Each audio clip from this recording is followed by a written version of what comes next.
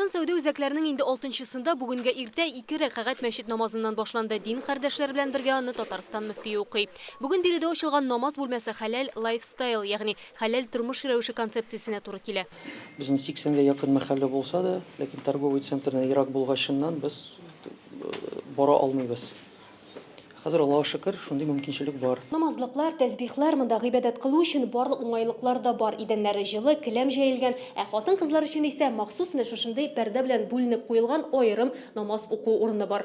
Аллаһына рәхмәт яусың. Бик мөһим, бик кирәк нәрсә эшлиләр. Калган торговый центрларыбызда менә калган ниләрне барысында да ачырга насыйп итсен. Шулай ук авыл җирлекләрендә дә булсын, анда да торговый центрлар бар. Сәүдә үзәкләрендә намаз уку урыннарын оештыруны сорап, мөселман эшмәкәрләре Татарстан президентына узган ел мөрәҗәгать иткән иде. Файдасы дингә дә, икътисадка да булыр дип. Субханаллах, наверное, надо сказать, вот эти помещения начали появляться. Субханалла дип әйтергә кирәк. Мондый урыннар барлыкка килү, ул зур хезмәт һәм күп санлы килүшләр нәтиҗәсе.